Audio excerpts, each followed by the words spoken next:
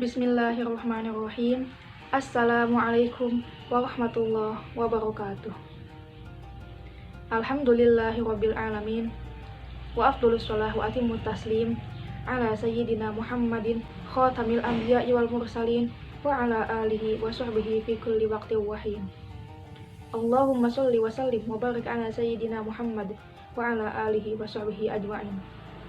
Allahumma 'allimna ma yanfa'una wanfa'na bima 'allamtana wa zidna ilman wa ikhlasan fid din bi rahmatika ya arhamar rahimin. Amma ba'd. Hadirin yang berbahagia, marilah kita tingkatkan ketakwaan kita kepada Allah Subhanahu wa taala. Kita perbaiki ketakwaan kita dengan menambah dan meningkatkan rasa syukur kita. Kita bersyukur sampai hari ini, detik ini kita masih dikaruniai sehat walafiat. Walaupun di luar sana banyak saudara-saudara kita yang terjangkit wabah virus corona. Bukan saja terjangkit, tetapi sekian banyak yang dipanggil oleh Allah Subhanahu wa taala sebab pandemi ini. Kondisi seperti ini, marilah kita jadikan pelajaran yang teramat sangat berharga, di mana tajalliyah ilahiyah atau penampakan-penampakan keagungan dan kebesaran Allah Subhanahu wa taala semakin terang benderang, bisa dicerna oleh seluruh umat manusia yang mau menggunakan akal pikiran sehatnya. Marilah tajalliyat ilahiyah ini kita jadikan pintu masuk untuk menambah dan meningkatkan amal qalbiyah atau ibadah-ibadah yang dijalankan dengan hati, bukan dijalankan dengan anggota badan. Di mana ibadah hati itu lebih bernilai dan lebih besar pahalanya dibandingkan dengan ibadah lahiriah atau ibadah yang dijalankan dengan anggota badan.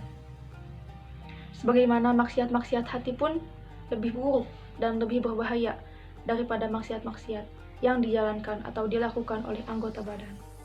Di antara ibadah qalbiyah atau amalan hati yang bisa kita jalankan pada situasi seperti ini adalah syuhudu kibriya'illah wa azamatih, yaitu menyaksikan kebesaran dan keagungan Allah Subhanahu wa taala. Di mana apabila kita mampu untuk merasakan kebesarannya, maka kita akan dapat memupuk rasa khosyah atau rasa takut kepada Allah Subhanahu wa taala. Di mana besok tidak ada orang yang selamat, bahkan bukan besok. Dari sejak hari ini, tidak ada orang yang bisa selamat dan bahagia kecuali mereka yang punya rasa takut kepada Allah Subhanahu wa taala. Allah Subhanahu wa taala berfirman, "Dzalika liman khafa maqami wa khafa wa'id." Kebahagiaan atau surga itu hanyalah untuk orang-orang yang khafa maqami atau takut akan berdiri menghadapku, wa khafa wa'id, dan takut pada ancamanku. Marilah kita saksikan tajalliyah ilahiyah ini atau penampilan kekuasaan Allah Subhanahu wa taala, di mana kita sedang disuguhi tampilan yang sangat berharga, yaitu adanya dua makhluknya yang sedang bertarung. Yang pertama, makhluk yang sangat-sangat kemampuannya luar biasa, dan satunya makhluk yang sangat tidak berdaya. Yang pertama adalah makhluk yang bernama manusia, di mana kita semua adalah anggota dari makhluk tersebut. Manusia dengan segala kepintaran dan kepandaiannya, manusia dengan segala kecanggihan teknologi dan ilmu pengetahuannya, manusia dengan seabrek fasilitas dan dana yang dimiliki olehnya, melawan sebuah makhluk yang sangat-sangat kecil dan tidak terlihat oleh mata. Makhluk yang tidak punya tangan dan kaki, makhluk yang tidak punya mata dan telinga, makhluk yang tidak punya akal pikiran untuk mengatur bagaimana siasat dalam perjalanannya. Makhluk yang bahkan tidak punya nyawa untuk hidup, itulah yang disebut virus. Makhluk yang teramat sangat lemah dibanding umat manusia. Tapi kita lihat sendiri, selama sekian bulan bertempur, sekian ribu bahkan ratusan ribu manusia bergelimpangan menjadi korban, sementara sang virus yang teramat lemah masih bisa malang melintang di mana saja. Bagai Raja Namrud yang sangat diadidaya, melawan seekor nyamuk yang teramat sangat lemah atau bahkan mungkin lebih dari itu. Karena di zaman Namrud, dulu belum ada pengetahuan dan teknologi. Belum ada semprotan disinfektan sekalipun, belum ada hand sanitizer barangkali, dan lawan dari Namrud sekalipun makhluk kecil tetapi punya mata dan punya telinga.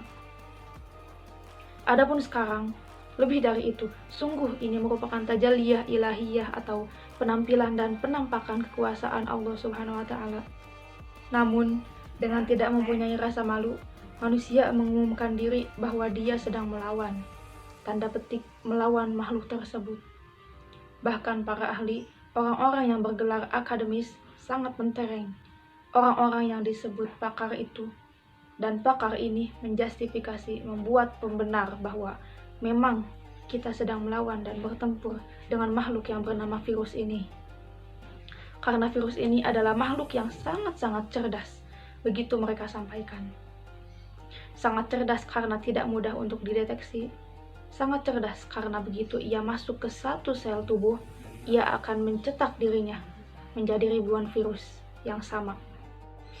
Sangat cerdas seperti Dracula yang ketika siang tidur dia tidak bergerak, tetapi begitu malam dia menghisap darah manusia. Kemudian korbannya akan menjadi Dracula yang sama, yang akan menghisap darah-darah manusia yang lain, sehingga memunculkan ratusan atau ribuan Dracula. Dan begitu cerdas ia seperti yang disampaikan panjang lebar oleh mereka. Kita sebagai orang mukmin layak untuk tertawa, bahkan harus dan sangat pantas untuk menertawakan justifikasi atau pembenar ini. Betulkah itu makhluk sangat cerdas? Apakah ia punya akal, sedangkan tangan dan kaki pun mereka tidak punya? Tidak memiliki cara-cara dan tidak memiliki rekayasa. Bagaimana cara ia bisa berkembang? Sungguh sangat aneh apabila itu dikatakan makhluk yang sangat cerdas. Apa yang membuat ia cerdas? Padahal itu bukan makhluk hidup. Itu hanyalah sebuah kain atau sebuah gen, sebuah DNA yang tidak punya kemampuan apa-apa. Tetapi di balik itu adalah kekuatan yang maha dahsyat dan maha besar. Tidak lain adalah kekuatan siapa lagi. Tidak ada jawaban apa-apa kecuali kekuatan Gusti Allah Subhanahu wa Ta'ala.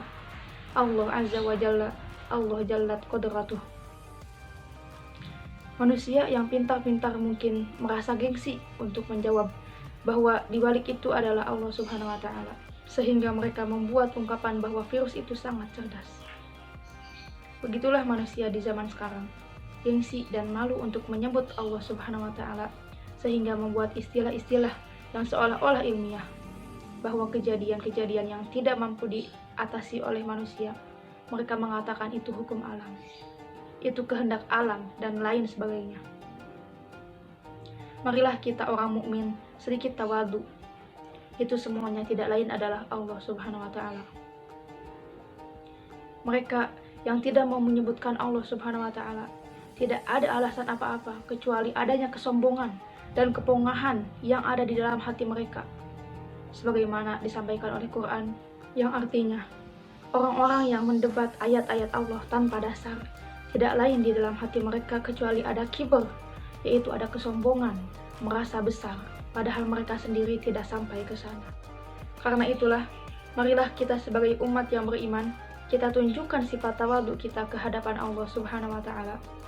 Sifat rendah diri, bukan sekedar rendah hati di hadapan Allah Subhanahu wa Ta'ala, di mana kita adalah hamba yang sangat tidak berdaya, dan Allah Subhanahu wa Ta'ala adalah Tuhan yang maha mutlak segala kesempurnaannya.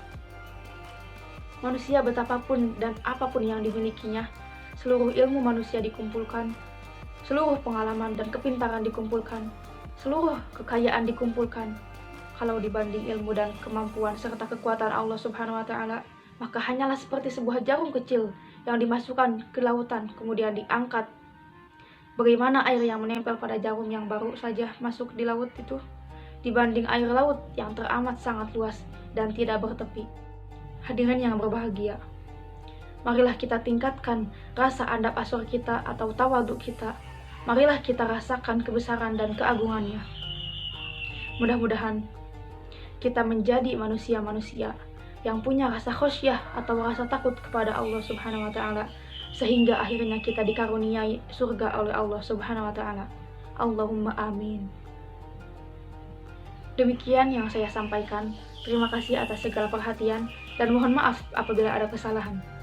Subhanakallahumma wa bihamdika asyhadu an la ilaha illa anta astaghfiruka wa atubu ilaik. Wallahu a'lam bishawab. Wassalamualaikum warahmatullahi wabarakatuh.